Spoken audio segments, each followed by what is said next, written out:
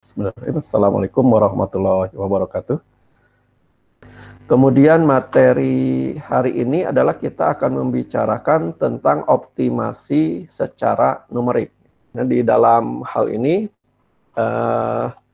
ada beberapa materi yang merupakan pengantar dari konsep-konsep yang harus dipahami oleh statistisi di dalam menggunakan pemrograman komputer.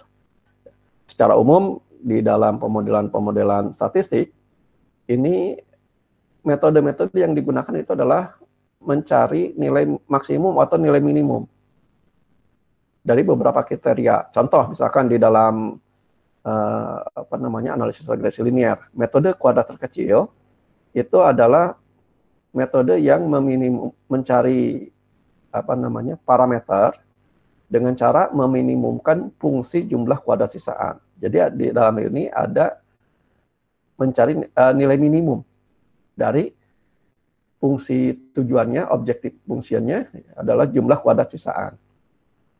Atau metode yang lebih umum adalah metode kemungkinan maksimum. Di statistik pasti kita harus kenal apa itu metode kemungkinan maksimum. Nah, metode kemungkinan maksimum itu adalah mencari parameter dengan cara memaksimumkan fungsi dari kemungkinan. Fungsi kemungkinannya apa? Kita cari yang maksimum. Nah, itulah parameter yang digunakan. Jadi, secara konsep, di dalam metode-metode statistika ini adalah optimasi. Mencari, meminimumkan, atau memaksimumkan dari fungsi-fungsi tertentu, ya, fungsi-fungsi tujuan. Jadi kita akan materi hari ini akan kita bicara tentang pendekatan secara numerik untuk meminimumkan atau memasukkan fungsi tujuan. Kalau untuk di teori statistika, ya di mata kuliah teori statistika itu dilakukan secara deduktif, analitik deduktif, diturunkan, turunan dan seterusnya. Nah, tapi kalau komputer tentunya adalah dengan menggunakan secara komputasi, ya. Jadi secara numerical analysis, optimasi secara numerik. Nah, berbeda dengan dengan proses di matematik secara umum, ya, kalau di komputer ini kita harus tahu terlebih dahulu bagaimana sih suatu bilangan direpresentasikan dalam komputer. Kalau kita gunakan bilangan, umumnya adalah basisnya adalah 10. Kalau secara sehari-hari, basisnya dinyatakan dalam basis 10. Nah, jika kita memiliki suatu bilangan, angka desimal positif X, ini kita bisa gambarkan dalam sebuah series DZ, DJ, dalam bentuk dn kali 10 pangkat n, tambah dn kurangi 1 kali 10 pangkat n kurangi 1, dan seterusnya. Kemudian sampai dengan d0, kemudian plus d-1 pangkat 10 minus 1, dan seterusnya. Jadi sebuah bilangan kita bisa nyatakan dalam series ini, prosesnya penjumlahan. Dan titik desimal itu adalah memisahkan antara D0 dan D-1, itu desimalnya. Nah, ini kalau basisnya 10, yaitu adalah bilangan numerik biasa yang kita kerjakan dalam sehari-hari. Tetapi komputer tentunya tidak sulit kalau kita menggunakan langsung angka seperti itu, menggunakan basis 10. Nah, di komputer ini adalah biasanya menggunakan sinyal binary, jadi hanya bisa menggunakan basis 2 atau kelipatannya. Biasanya 2, 8, atau 16 itu yang sering digunakan. Nah, kita perhatikan dulu yang 2. Angka yang sama tadi, X tadi, ini juga dapat kita representasikan dalam basis 2. Biner, jadi basis 01. Caranya adalah dengan ya sama seperti tadi. Jadi AK 2 pangkat K ditambah AK-1, 2K-1, dan seterusnya sampai dengan A0, kemudian desimalnya A-1 pangkat 2 pangkat -1 ditambah A-2, 2 pangkat -2, dan seterusnya. Jadi di sini hanya J-nya itu adalah bernilai 0 atau 1. Kalau tadi D-nya, desimalnya 0 sampai dengan 9. Nah, ini sebenarnya bisa diperluas, tidak hanya harus 2 atau 10, ya tadi bisa juga 8 atau 16 gitu ya. Kita bisa memperluas B. Tapi yang kalau kita gunakan komputer, umumnya itu adalah kita bicara di basis 2. Jadi pada level terendahnya, komputer ini menggunakan bilangan dalam basis 2. Sehingga tidak semua bilangan itu dapat direpresentasikan dari basis 10 ke basis 2. Jadi tidak semua bilangan dapat direpresentasikan di komputer. Ada beberapa bilangan yang dilakukan secara perkiraan, pendekatan. Nah, bilangan bulat positif, kalau bilangan integer bilangan bulat positif, ini selalu dapat diwakili oleh 2 pangkat basis 2, oleh digit yang terbatas. Tapi karena tidak ada komputer yang memorinya unlimited, ya pasti dia memiliki keterbatasan, maka dia digitnya itu terbatas. Sehingga bilangan bulat juga sering disebutnya adalah fixed point number. Karena ya terbatas, ya, bilangan yang terbatas. Sedangkan untuk yang bilangan real, ini direpresentasikannya di dalam komputer disebut sebagai bilangan floating point number.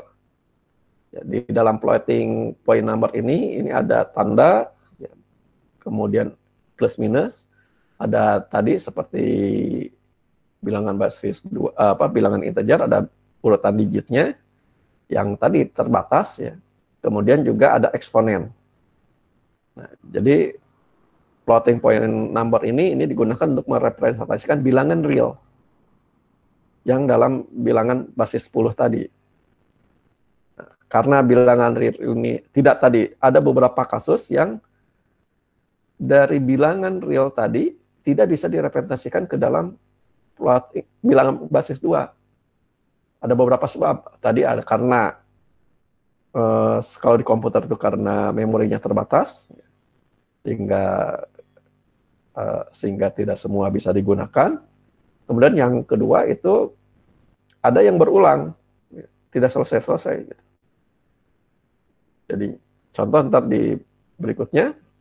Ya, jadi ada beberapa perbedaan mendasar antara perhitungan matematik yang biasa kita lakukan dan perhitungan dengan menggunakan komputer. Jadi beberapa gagasan matematik, limit, supremum, infimum, ini mungkin saja tidak tepat kalau kita gunakan di komputer. Bukan tidak tepat, ada errornya, ada kesalahannya. Karena tadi komputer ini kapasitas penyimpanannya itu terbatas, ya. Tidak ada komputer yang memorinya itu unlimited, gitu. Nggak ada, semuanya pasti terbatas. Sehingga kalau kita menggunakan komputer pasti akan dibatasi oleh bilangan positif yang terkecil dan terbesar. Berapa nilai yang terkecilnya dan berapa yang terbesarnya.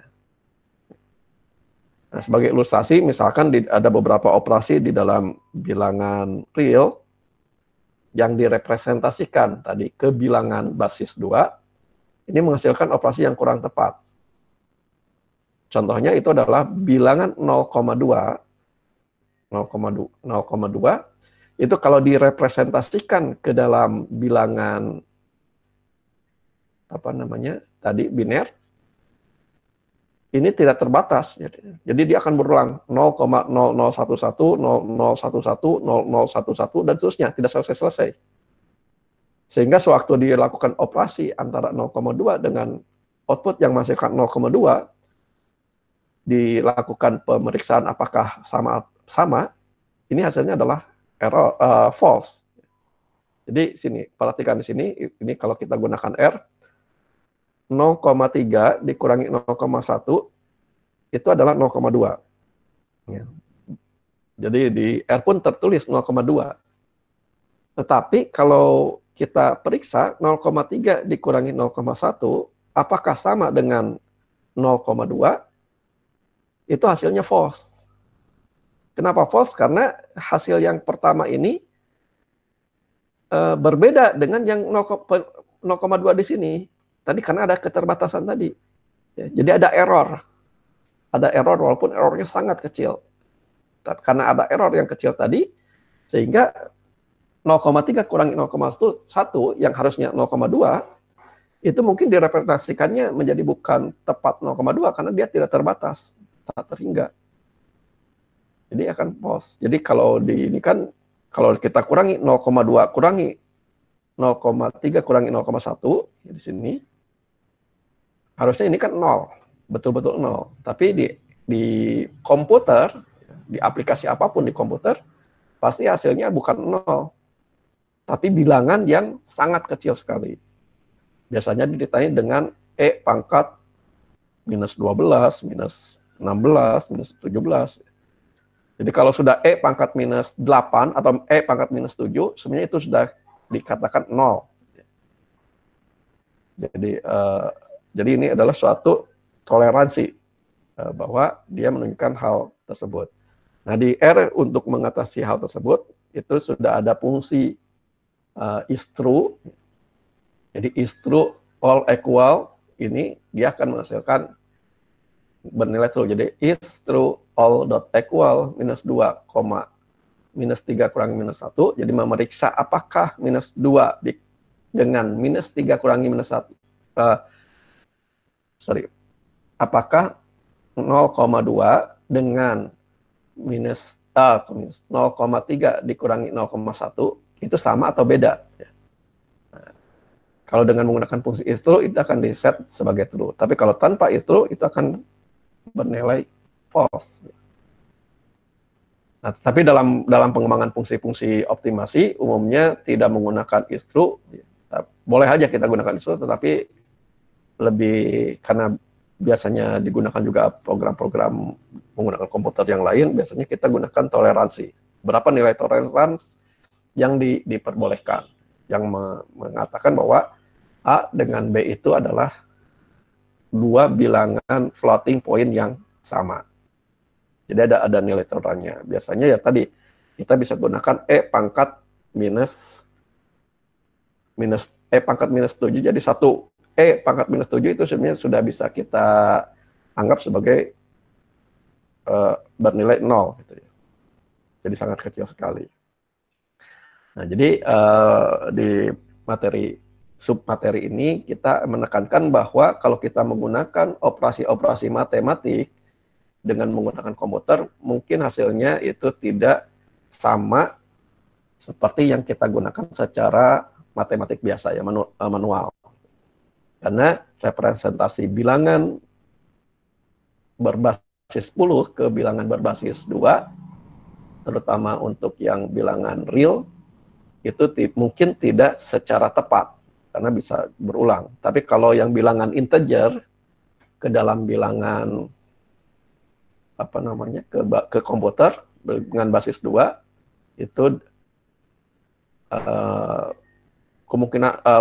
dia pasti dapat selama memorinya cukup. Jadi hati-hati, ntar kalau hasilnya adalah bukan 0, tetapi misalkan 1 atau konstanta E pangkat minus 7, itu artinya sebenarnya sudah 0.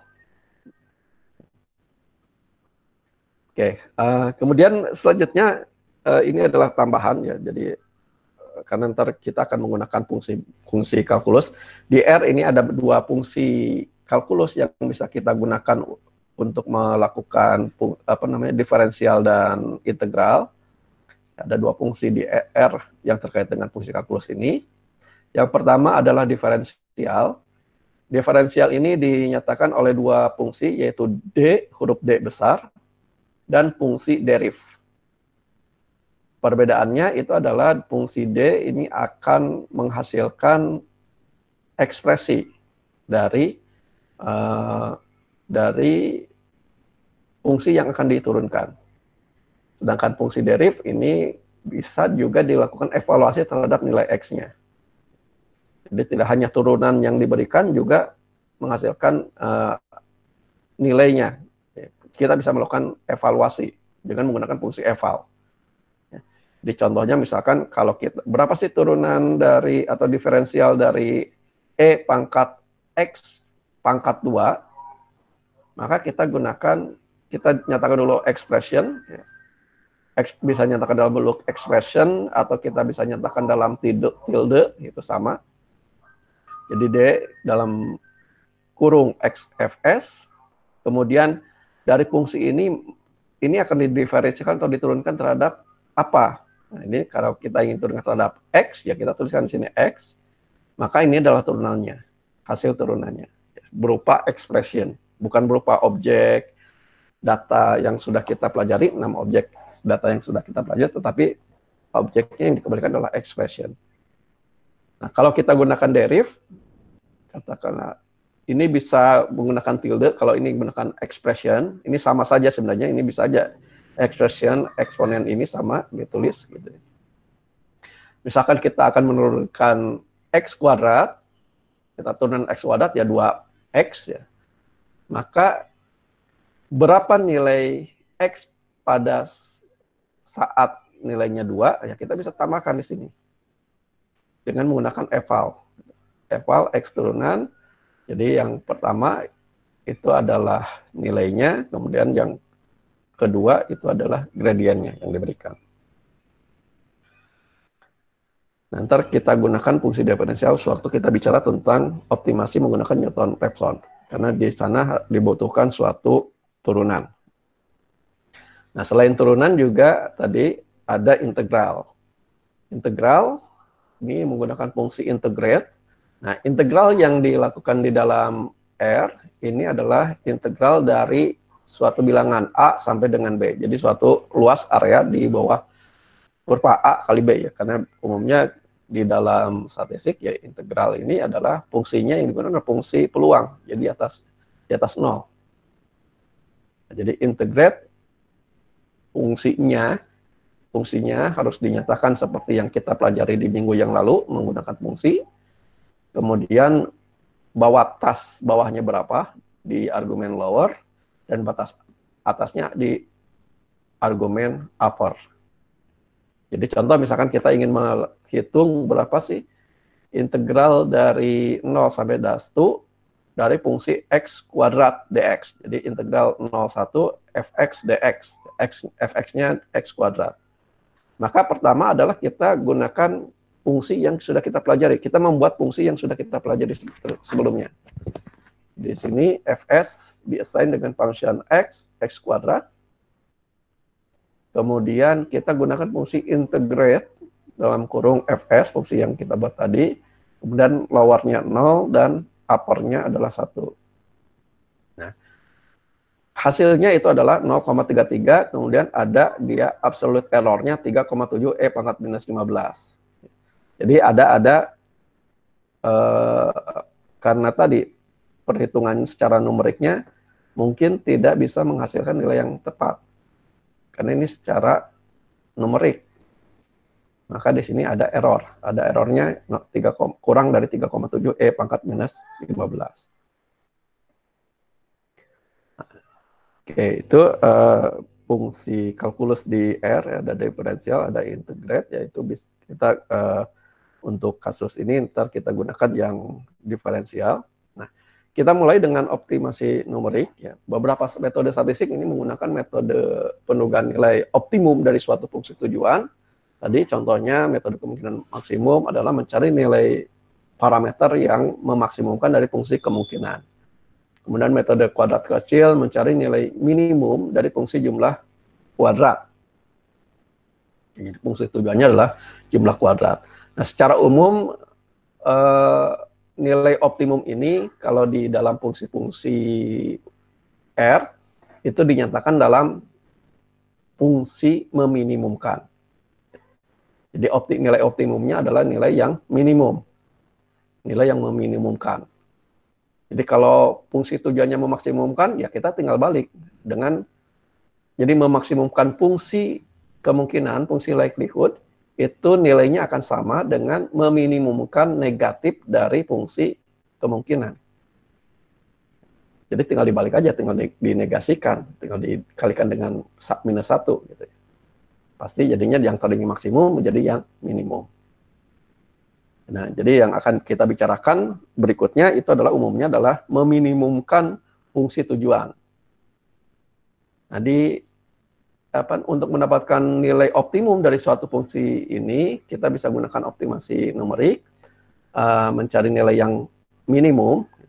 Beberapa metode yang sudah dikembangkan itu ada Golden Section Search, ada Newton-Raphson, ada Nelder-Mead, ada BFGS, ada macam-macam, banyak metode-metode yang bisa digunakan.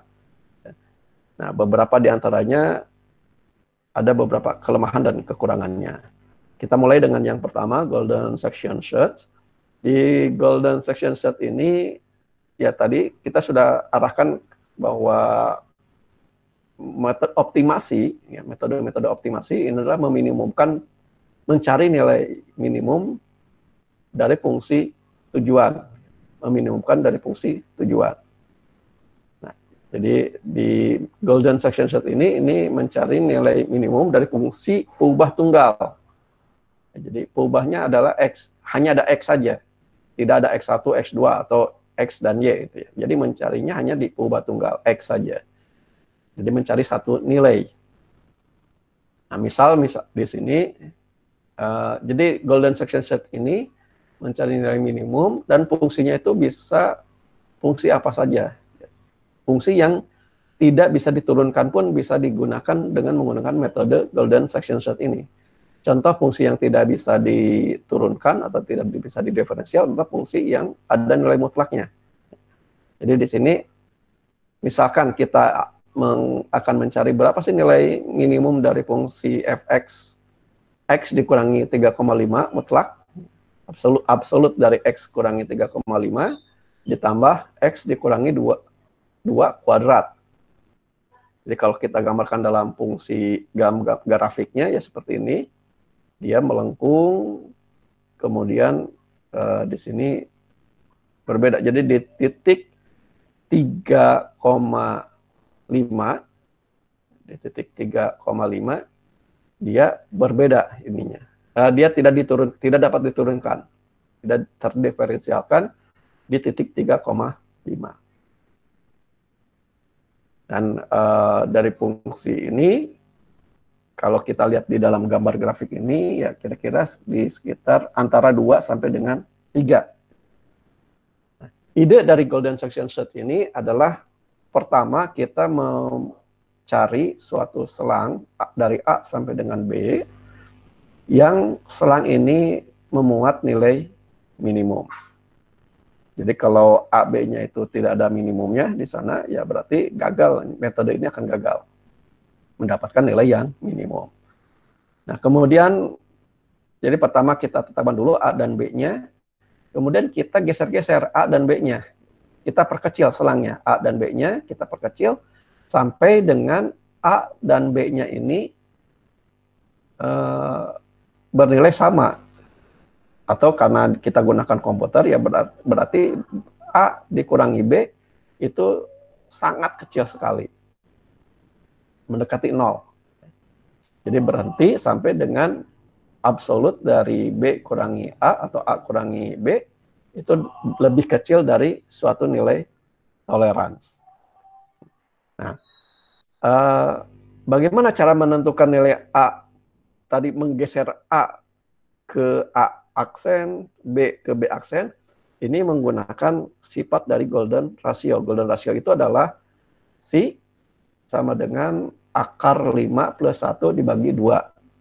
Itu sifat dari Golden Ratio-nya. Nah, dari Golden Ratio ini kita masukkan. Jadi, kita sekarang kita sudah memiliki selang A sampai B. Dan kita akan perkecil selang ini dengan mencari mana yang nilainya lebih besar atau lebih kecil. Nah, caranya tadi kita coba dulu, kita hitung X1 dan X2. X1 itu adalah B dikurangi B kurangi A dibagi dengan Si tadi. Si ini, kemudian X2 A ditambah B kurangi A dibagi dengan Si. Kemudian kita menghitung Fx1 dan Fx2. Nah, jika Fx1 lebih besar dari Fx2, maka yang kita ubah itu adalah yang B. Jadi, jika Fx1-nya lebih besar dari Fx2, berarti dia ada di atas, maka kita mengubah yang nilai A menjadi X1 dan B tetap. Jadi selangnya berubah. Jika X X1 lebih kecil dari Fx2, jadi Fx1-nya lebih kecil dari Fx2, maka yang berubah sekarang adalah yang B-nya. B-nya menjadi X2, A-nya tetap. Ya, jadi menggesernya, mempersempit dari A selang A, B-nya itu adalah satu persatu. Apakah A dulu atau B dulu yang diperkecil dengan menggunakan sifat golden ratio ini. Nah, jadi kita bisa buat fungsi untuk mendapatkan golden ratio ini. Ini fungsinya.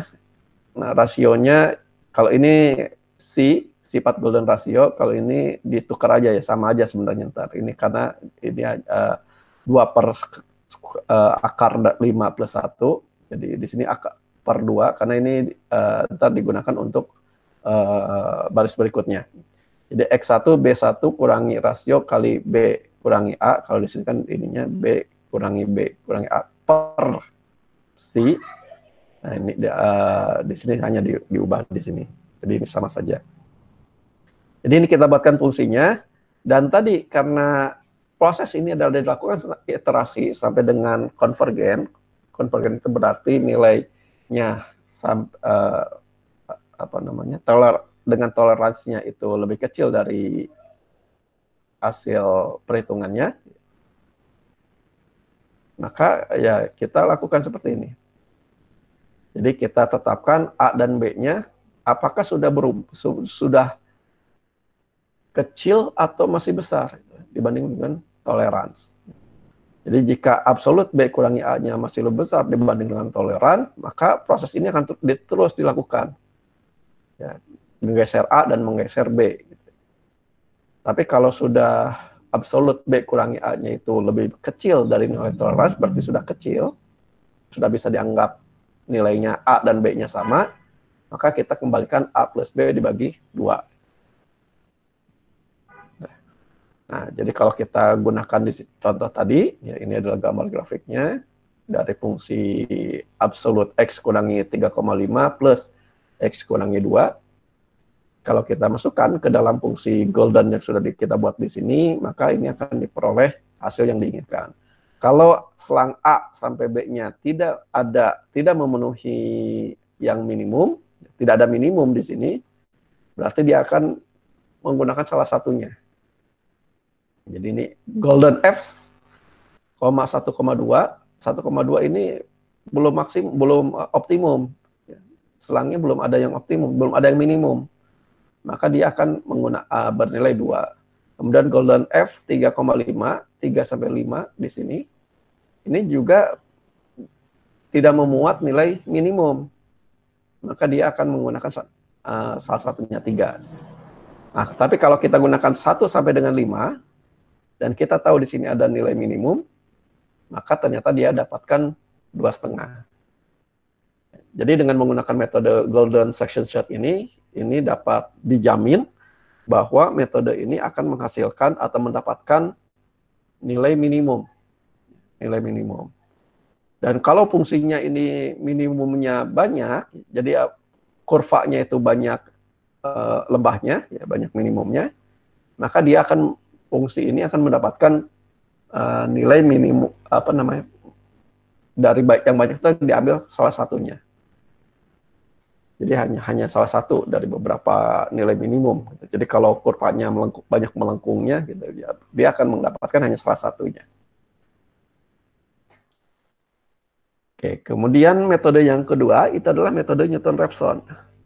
Berbeda dengan golden section yang dia bisa menggunakan fungsi apapun selama ada fungsi minimumnya, ada fungsi yang menghasilkan nilai minimumnya, ada nilai yang menghasilkan nilai fungsi tersebut minimum. Di metode yang kedua ini, Newton-Raphson ini didasari oleh turunan atau diferensial pertama dan diferensial kedua. Jadi jika suatu fungsi memiliki turunan pertama dan turunan kedua, maka nilai minimumnya itu adalah xn sama dengan xn kurangi 1 dikurangi turunan pertama untuk nilai xn kurangi 1 dibagi dengan turunan kedua untuk nilai xn kurangi 1. Nah, kalau kita gunakan metode ini akan lebih cepat dibandingkan dengan metode golden section search. Kalau di golden section search itu kan tadi selangnya itu satu-satu gitu ya. Turunnya konstan sebesar golden ratio tadi. Nah, kalau ini dengan menggunakan turunan pertama dan turunan kedua ini lebih cepat prosesnya ke nilai minimumnya, nilai optimumnya. Nah, iterasi berhenti jika turunan pertama dari xn kurangi 1 ini dekat dengan 0 atau lebih kecil dari nilai toleran, karena kalau 0 itu dekat dengan 0 ya berarti lebih kecil dari nilai toleran. Di R sebenarnya untuk Newton-Raphson ini sudah ada fungsi NLM, non-linear modeling, itu juga merupakan mengimplementasikan dari metode ini. Tapi ya kita lewati dulu, ya, kita tidak gunakan fungsi tersebut untuk memahami dari Newton-Raphson ini. Nah, karena untuk mendapatkan nilai yang saat ini, itu dibutuhkan nilai sebelumnya, hanya satu nilai. Berbeda dengan golden section search, dia membutuhkan dua nilai. Kalau ini membutuhkan satu nilai sebelumnya saja. Kemudian gunakan turunan pertama dan turunan kedua. Sehingga di fungsi Newton-Raphson ini kita bisa tambahkan hanya cukup dengan satu nilai sebagai inisial pertamanya. Kalau di golden section inisialnya ada dua, nilai lower dan upper. Kalau di sini hanya cukup satu. Nah, perhatikan kalau kita gunakan inisialisasi, usahakan jangan menggunakan inisialisasi dengan nilai angka 0. Beberapa operasi dengan angka 0 itu menghasilkan 0 sehingga tidak bergerak. Jadi kita bisa gunakan defaultnya katakanlah bernilai 1. Nah, di metode ini membutuhkan turunan atau diferensial. Diferensial pertama dan diferensial kedua. Nah, kita bisa gunakan kedua-duanya.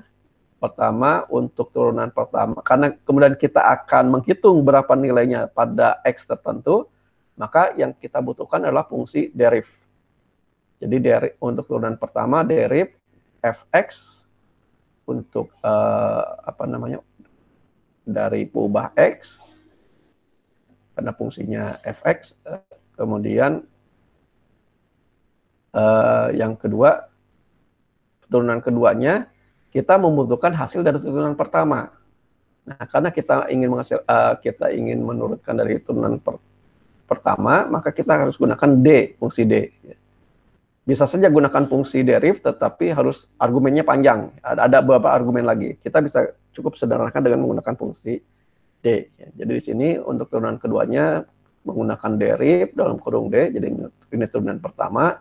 Kemudian dengan deriv ini turunan kedua, dan ntar kita akan evaluasi berapa nilainya di xn kurangi 1. Nah, ada dua cara di sini.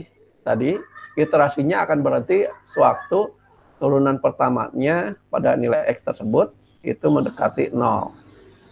Atau cara kedua itu adalah jika x1 dengan x sebelumnya, x sekarang dengan x sebelumnya, nilainya sudah tidak signifikan lagi berubah. Jadi di sini kita ubah bisa menggunakan absolut dari F1-nya atau juga bisa absolut dari X1 dikurangi X0. Jadi X di-assign dengan X0, kemudian jadi X itu di-assign dengan nilai sebelumnya, kemudian kita lakukan evaluasi F1 dan F2-nya, turunan pertama dan turunan keduanya pada saat nilainya X, ya.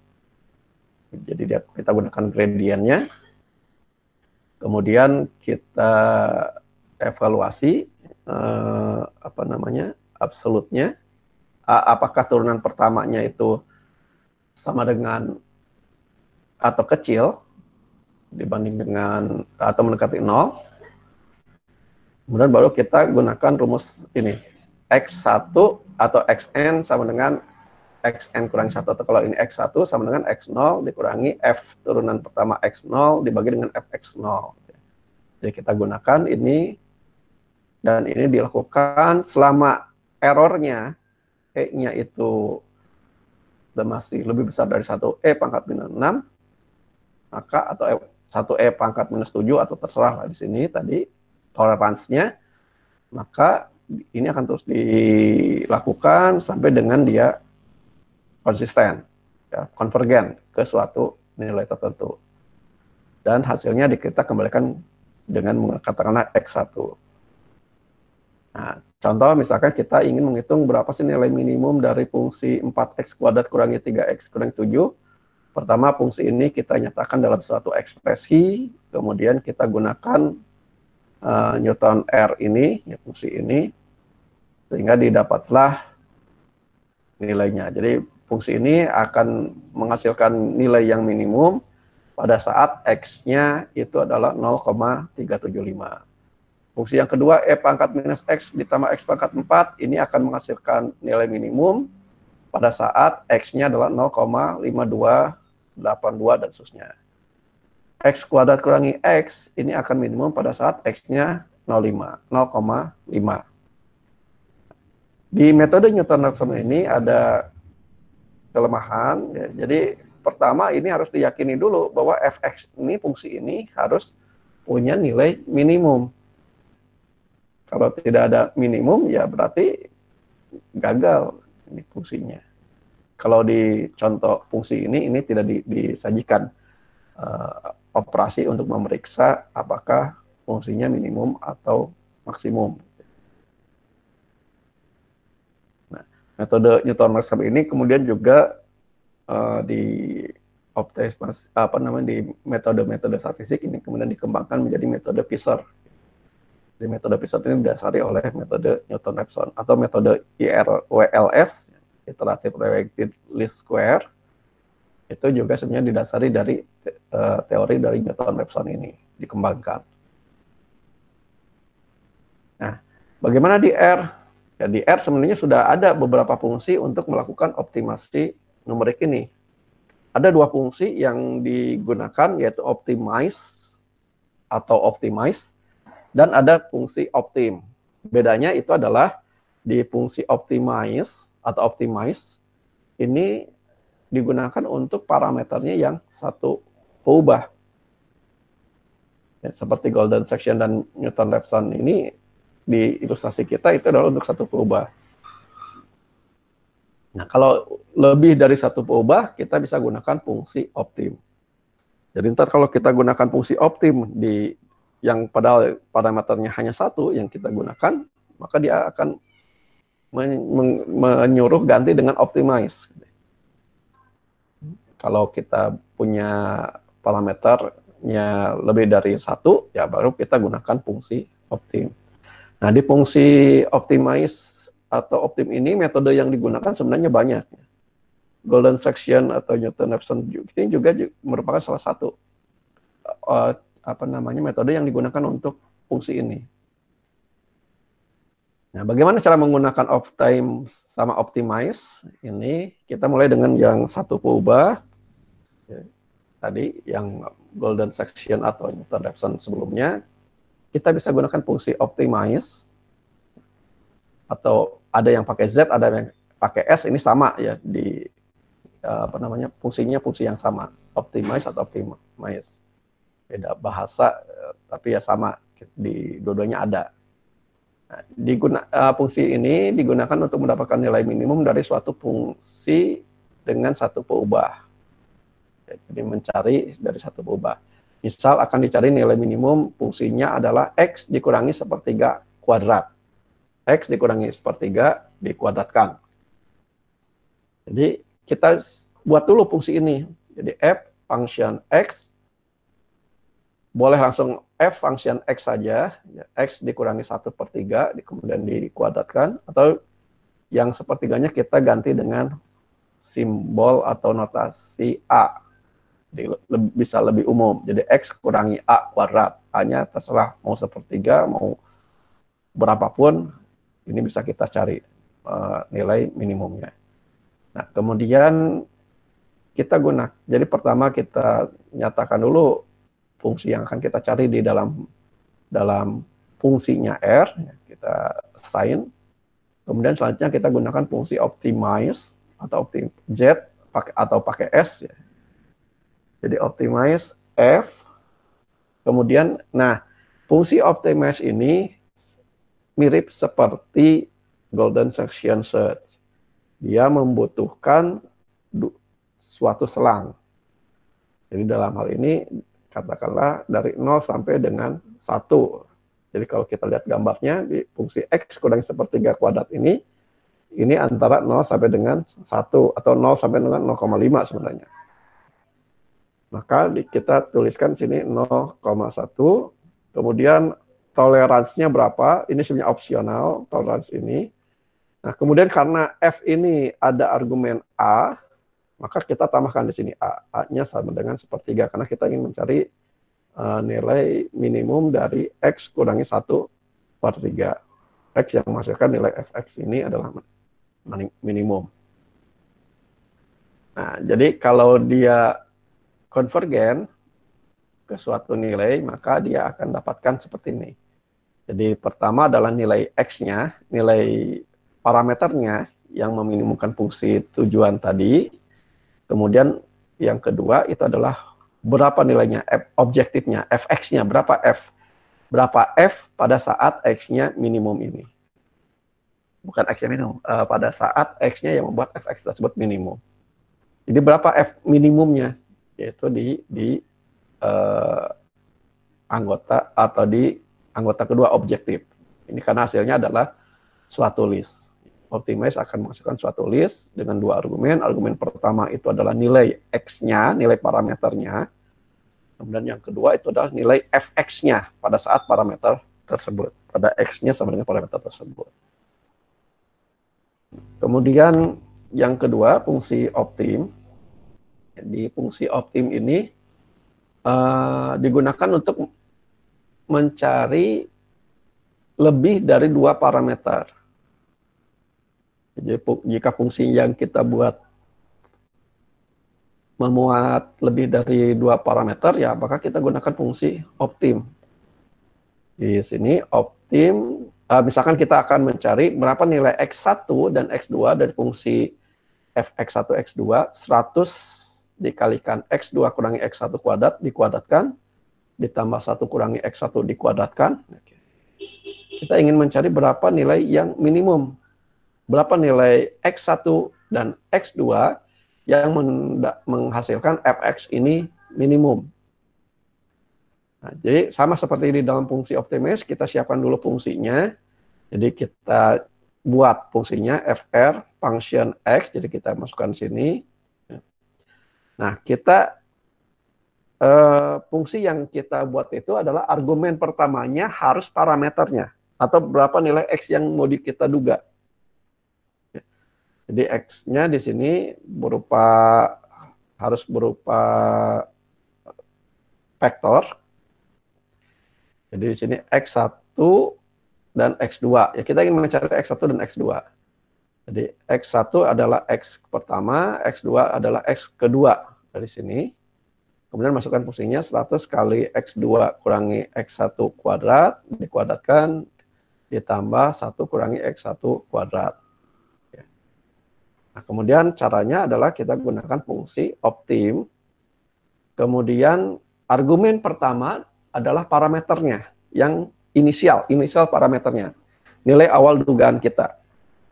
Dan ingat kembali nilai inisial tadi itu jangan menggunakan angka 0, hindari angka 0. Karena kalau kita gunakan angka 0 mungkin saja fungsinya nggak bergerak jadinya, jadi nggak akan diperoleh nilai optimumnya. Jadi katakanlah saya misalkan di sini menggunakan inisialnya minus 1,2 dan 1. Jadi minus 1,2 untuk X1 dan X2-nya adalah 1.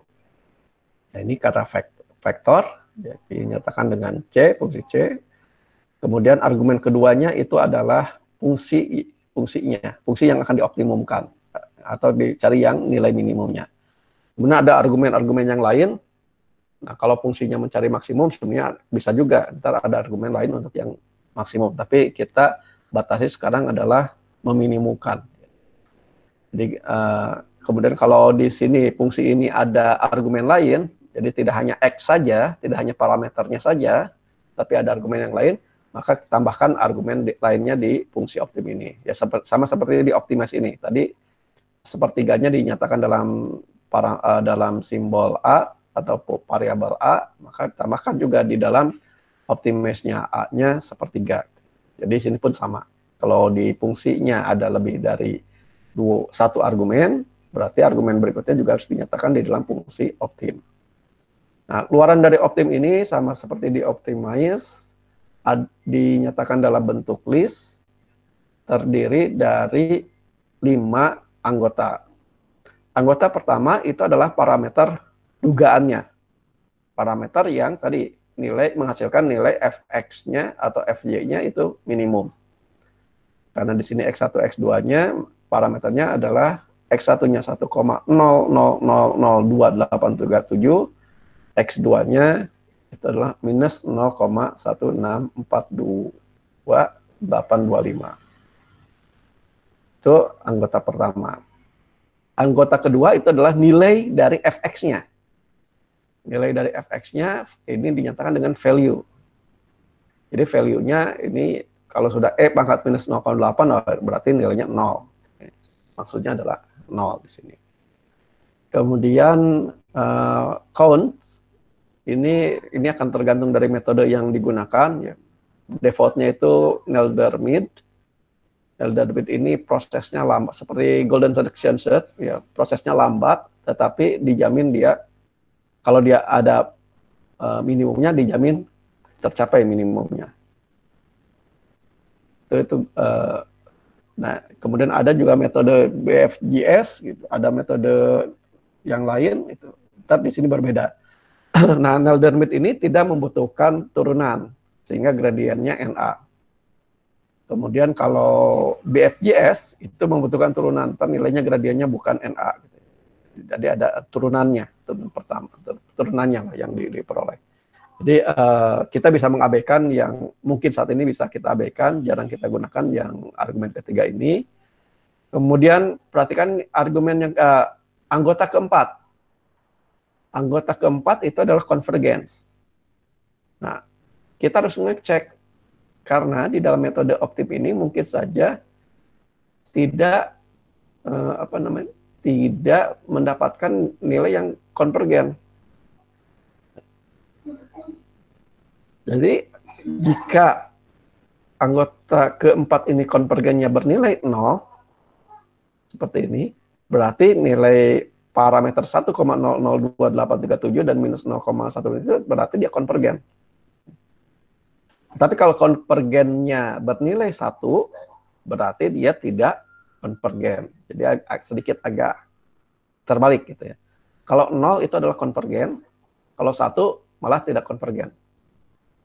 Jadi kalau lihat, jadi sebenarnya kalau kita menggunakan optim, pertama itu lihat itu konvergen dulu, dia konvergen atau tidak. Kalau sudah bernilai 0, berarti ya sudah selesai. Berapapun atau diulang-ulang pun pasti sama nilainya. Tapi kalau misalkan nilainya bukan 0, konvergennya bernilai 1, berarti ada dua kemungkinan. Kemungkinan pertama adalah fungsinya tidak ada yang minimum. Fungsi tersebut tidak ada yang minimum. Yang kedua, mungkin saja iterasinya kurang. Jadi sebenarnya di fungsi optimum ini ada maksimum iterasinya. Jadi maksimum iterasinya itu kalau nggak salah 1000 kali. Jadi kalau setelah 1000 ini belum konvergen, maka dia akan bernilai 1 konvergen di sini. Nah, kalau terjadi seperti itu, kita bisa tingkatkan maksimum iterasinya, tidak 1000, tetapi kita ganti misalkan 10.000. Ya, jadi akan tergantung sih sebenarnya, karena tergantung dari fungsi FR-nya di sini, apakah dia sederhana atau rumit. Ya, kalau rumit ya mungkin prosesnya lama untuk mendapatkan nilainya, ya berarti semakin besar nilainya ya mungkin masih tidak konvergen. Gitu. Jadi ada maksimum iterasinya. Jadi ada dua kemungkinan. Kalau tidak konvergen itu kemungkinan pertama tadi fungsinya tidak ada yang minimum, tidak ada yang menghasilkan nilai minimum. Yang kedua itu adalah iterasinya yang kurang, harus ditambah. Kemudian anggota kelima message ini informasi yang terkait dengan umumnya adalah dengan penggunaan metode ya. Kalau di Nelder-Mead ya biasanya sih nggak ada message. Tapi kalau di metode yang lain mungkin ada message.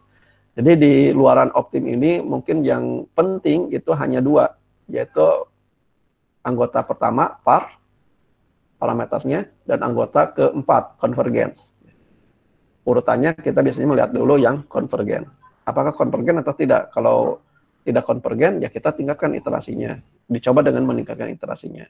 Sampai beberapa kali, nah, mungkin suatu saat bisa konvergen. Oke. Nah, kemudian kita kembali lagi ke simulasi regresi linear. Kita di regresi linear, untuk menduga parameter beta 0, beta 1, beta 2, itu ada dua metode yang bisa kita gunakan. Yang pertama kita gunakan metode kuadrat terkecil. Yang kedua, kita bisa gunakan metode kemungkinan maksimum. Jadi dua metode ini memiliki landasan yang berbeda. Kalau di metode kuadrat terkecil ini kita tidak melihat asumsi sebaran. Jadi metode kuadrat terkecil, namanya metode kuadrat terkecil, ya mencari yang penting jumlah kuadrat sisaannya itu paling kecil. Itu metode, jadi tidak ada berbicara tentang sebaran. Nah, di metode kemungkinan maksimum untuk regresi ini, dia basisnya adalah sebaran, yaitu Y-nya harus dari sebaran normal, kemudian errornya juga dari sebaran normal dengan nilai tengah 0 dan ragam sigma. Nah, kebetulan saja metode kuadrat terkecil dengan metode kemungkinan maksimum untuk regresi linear ini menghasilkan rumus yang sama. Kalau kita masukkan, tapi penerapannya berbeda. Sehingga kalau kita misalkan di metodenya kita gunakan metode kuadrat kecil, ya tidak ada pengujian terhadap beta 0, beta 1, beta 2, dan seterusnya. Itu tidak ada pengujian apakah bernilai sama dengan 0 atau tidak.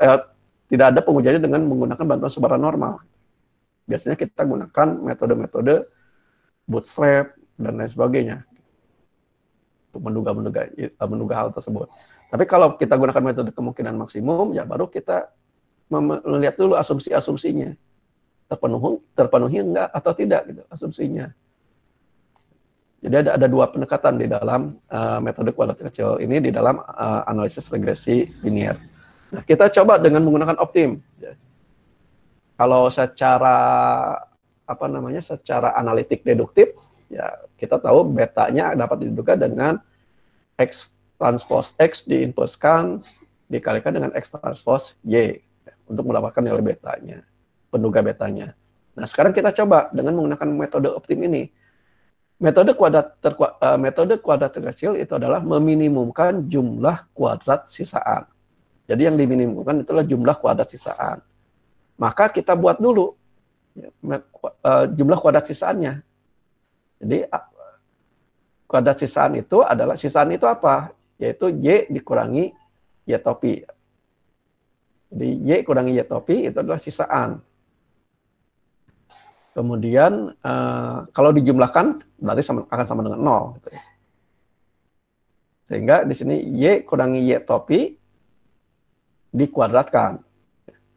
Nah, jadi untuk mendapatkan Y topinya, Y hat-nya, maka ini adalah kita hitung X dikalikan dengan beta. Jadi kalau di sini kita pertama kita ingin menduga beta 0, beta 1, beta 2, beta 3, dan seterusnya. Kita nyatakan dalam parameter, sebagai parameter. Sebagai opsinya, namanya opsinya parameter. Kemudian kita membutuhkan vektor Y. Kemudian kita membutuhkan matriks X. Tapi tanpa beta 0. Tanpa beta 0. Jadi di sini X.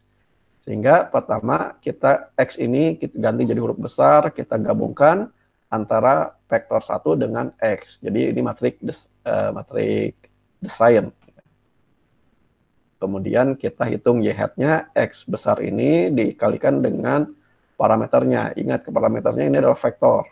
Sehingga kita mungkin membutuhkan dia sebagai matriks. Sehingga kita gunakan S.matrix sehingga dia menjadi vektor kolom. Jadi parameter, sehingga dapatlah nilai Y hat-nya. Nah, kita akan menggunakan jumlah kuadrat sisa. jumlah kuadrat sisaan. Jadi Y dikurangi Y hat, kemudian kita kuadratkan, kemudian kita jumlahkan.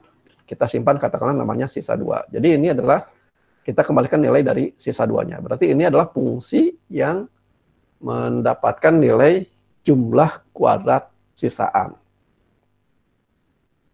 Kemudian kita coba katakanlah X1 dan X2 kita ambil dari bilangan uniform, ya, dari 1 sampai 10. Kemudian galatnya,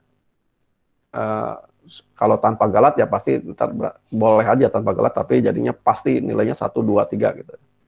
Nah, kalau kita lakukan simulasi biasanya ada faktor galat. Galatnya katakanlah kita gunakan dari normal dengan nilai tengah 0 dan ragam setengah. Kemudian Y-nya kita tinggal masukkan, katakanlah beta 0-nya 1, beta 2-nya 2, beta 3-nya 3. Kemudian tambahkan galat. Jadi kita sekarang punya Y, X1 dan X2. Nah, kalau kita gunakan metode kuadrat terkecil ini dengan optim, ya kita tinggal ini kan.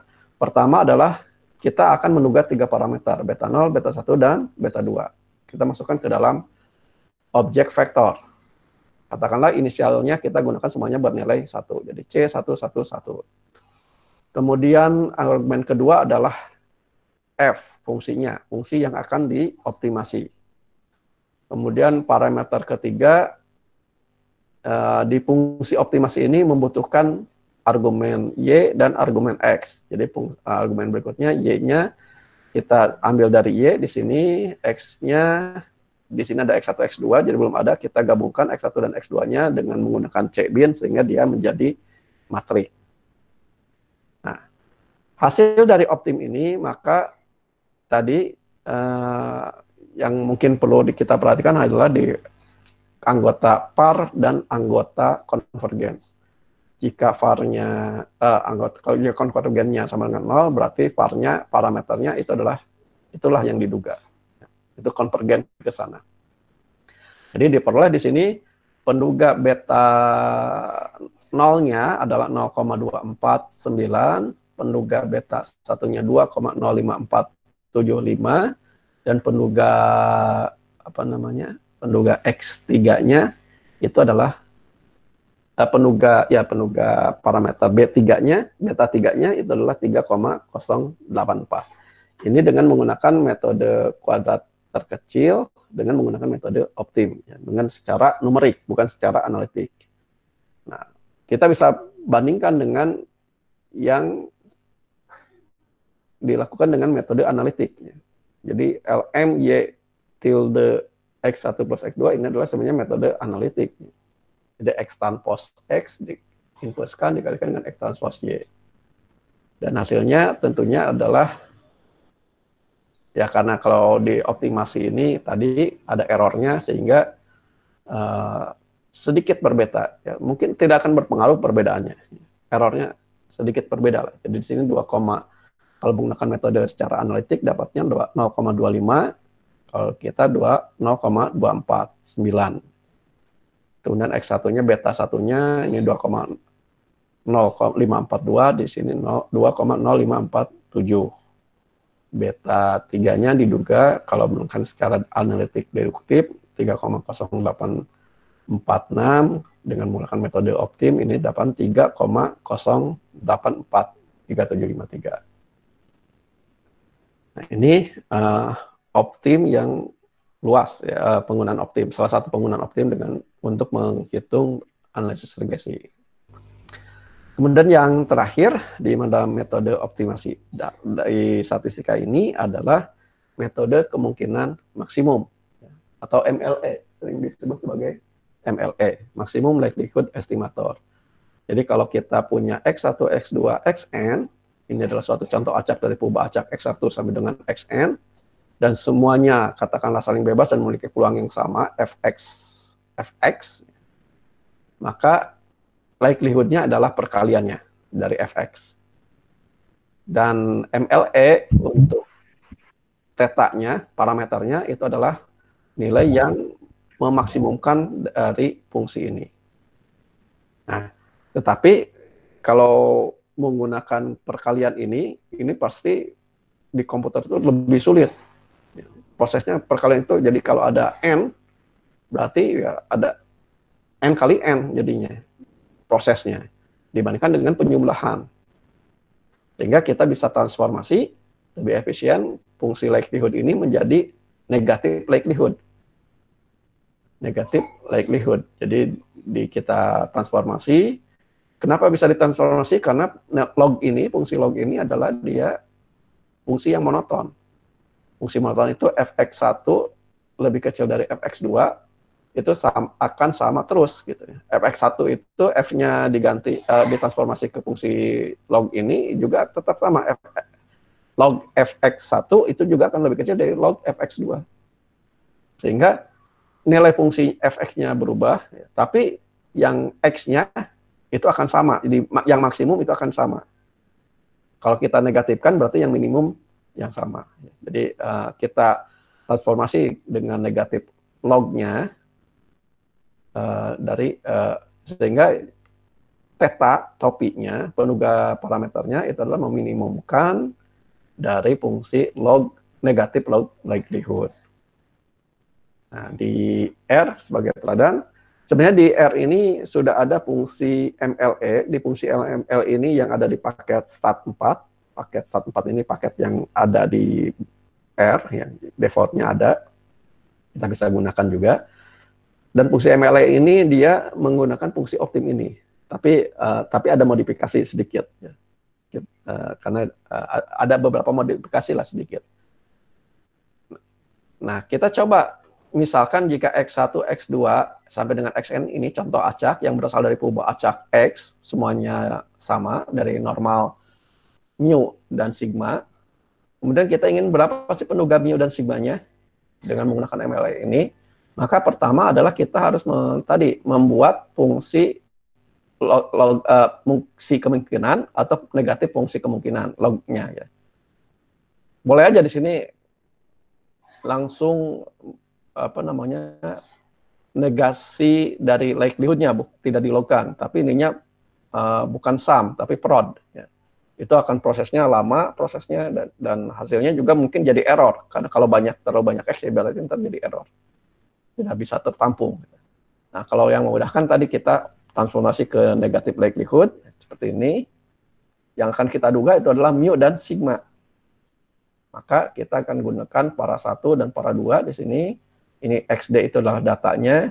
Kita cobakan X dibangkitkan dari normal sebanyak 10 dengan mu-nya 2 dan sigma-nya 5. Kita gunakan fungsi optim, hasilnya adalah seperti ini. Dan kalau kita gunakan, ya, ini min X dan SDX ini berasal dari metode momen, pembangkit momen. Ya, ini hasilnya ya sedikit berbeda lah.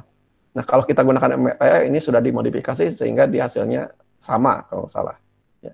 Jadi ini kalau ini adalah hasil dari metode kemungkinan maksimum kita dengan menggunakan optim. Ini menggunakan metode momen. Jadi hasilnya nggak terlalu berbeda jauh. Oke, ini akhir dari materi kita hari ini, materi kelima.